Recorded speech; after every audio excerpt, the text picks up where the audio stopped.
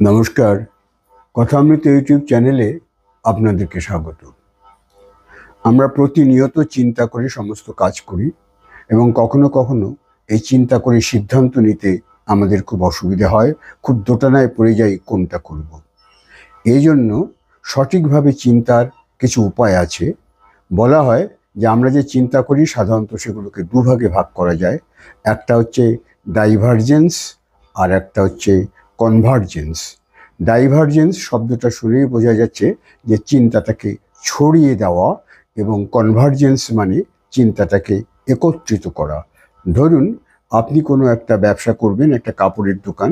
সেখানে কাপড়ের দোকানটা কী হবে এই নিয়ে আপনি চিন্তা করতে পারেন ডাইভারজেন্স। সেটা হচ্ছে এটাকে ব্র্যান্ডেড কাপড় রাখবেন, না ছোট ছেলে মেয়েদের, নাকি লেডিস গার্মেন্টস, নাকি ইন জেনারেল দোকানটা কোথায় হবে, কত টাকা ইনভেস্ট করবেন, দোকানের কালার কী হবে, সাইনবোর্ড কী হবে, সেলসম্যান কী হবে।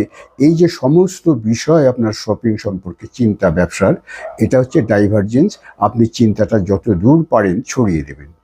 এরপরে আর একটা চিন্তা আছে কনভার্জেন্স, এবং এক্ষেত্রে দেখা যায় যে কনভার্জেন্স মানে কোনো একটি বিশেষ বিষয় নিয়ে, মনে করুন দোকানের ডিজাইনটা কেমন হবে সেটা যারা করে দেবে সেটা একটা কনভার্জেন্স কাজ, তার রঙটা কীরকম হবে সেটা যারা করে দেবে তার একটা কাজ, এবং কেউ শোকেস বা ফার্নিচার বানিয়ে দেবে সেটা যে বানিয়ে দেবে তার একটা কাজ। অর্থাৎ যারা কনভার্জেন্স চিন্তা করে তারা একটি বা দুটি কাজে বিশেষভাবে দক্ষ হয়, তারা সব কাজে দক্ষ হয় না। আর যারা ডাইভার্জেন্স চিন্তা করে তারা সমস্ত জিনিসগুলো অনেক বিস্তৃতভাবে চিন্তা করে। এবার অসুবিধা হচ্ছে কি, দেখা যাচ্ছে যারা ডাইভার্জেন্স চিন্তা করে তাদের ক্ষেত্রে চিন্তার ব্যাপকতা এত বেশি থাকে যে পরে সেটাকে গুটিয়ে কাজে পরিণত করাটা খুব মুশকিল হয়। এবং কনভার্জেন্ট যারা, তারা আবার বিস্তৃতভাবে চিন্তা করতে পারে না। আমাদের জীবনেও এরকম চার রকমের মানুষ আছে। কিছু মানুষ যারা ডাইভার্জেন্স, লেখক, শিল্পী, কলাকুশলী, অভিনেতা, তারা অনেক কিছু চিন্তা করতে পারে কিন্তু বিশেষ কোনো কাজে তারা পারদর্শী নয়। আবার যারা বিশেষ কাজে পারদর্শী তারা সমস্ত কিছু এত বিস্তৃত চিন্তা করতে পারে না। এবং কিছু মানুষ আছে যারা দুরকমই পারে, বিস্তৃত চিন্তা করতে পারে এবং বিশেষ কাজ করতে পারে, তবে তাদের সংখ্যা খুব কম এবং তারাই সবচাইতে সফল ব্যক্তি হন জীবনে।